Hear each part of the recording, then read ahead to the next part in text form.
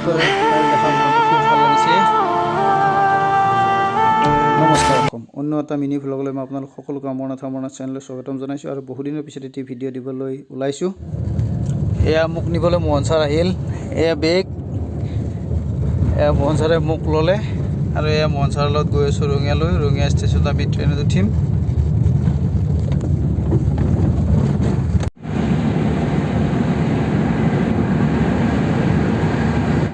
মোহন ছাৰে ফাৰ্মাচীৰ পৰা ঔষধ লৈ ল'লে জ্বৰৰ, কাহৰ, পেটৰ অসুখৰ, কাৰণ তাত গৈ কিছুদিন থকা হ'ব, যিহেতুকে অলপ অসুখ হ'বও পাৰে, সেইকাৰণে ঔষধ লৈ ওলালে।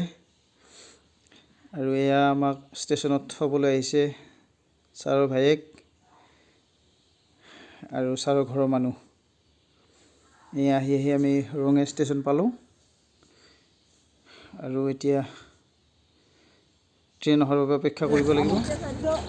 বাকীখিনি মই আপোনালোকক দেখুৱাই আছোঁ, আপোনালোকে চাই গৈ থাকিব।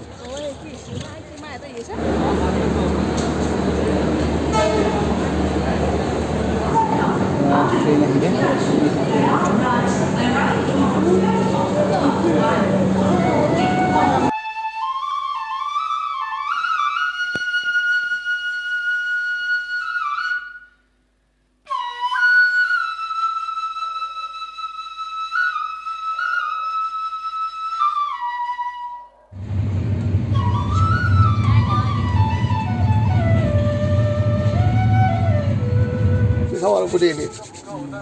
ডেইলি আহি পালোঁ মানে হামলা হামলি হ'ব অলপ পিছতে, কেৱল মানে কি ক'ম আৰু অৱস্থা আছে অৱস্থা।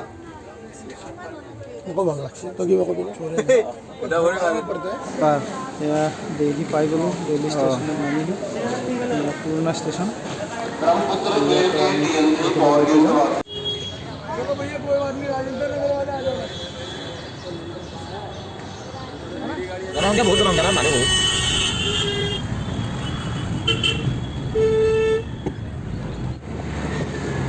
হোটেলৰ পৰা আমি অকণমান ডেইলি ফুৰিম বুলি ওলাই আহিছোঁ।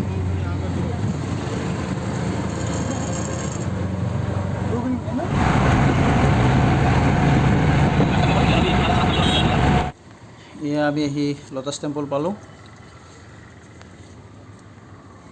খুব সুন্দৰ এটা পৰিৱেশ, চাৰিওফালে সেউজীয়া সেউজীয়া। ইয়াত আহি মনটো খুব ভাল লাগিছে। আমাৰ মোহন ছাৰ, ৰাতুল ফটো উঠাত ব্যস্ত।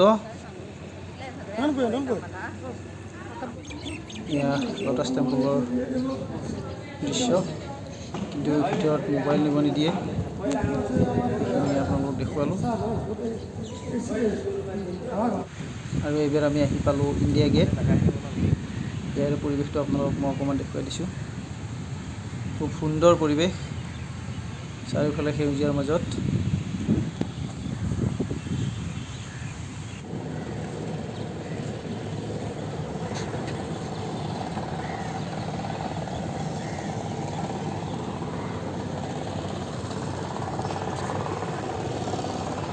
বালিকা বজাৰ, বালিকা বজাৰত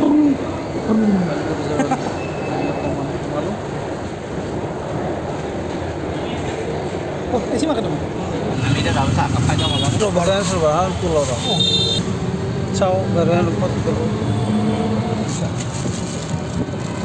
এখন লেম্বৰগিনি এখন আছে, মাৰ এখন লেম্বৰগিনি। আৰু দিল্লীৰ ৰাস্তাত আমি এখন ছুপাৰ কাৰ দেখা পালোঁ। আপোনালোকে এইখন চাওক। আৰু আজিলৈ ভিডিঅ'টো মই ইমানতে সমাপ্ত কৰিছোঁ। ধন্যবাদ। জয় অসম।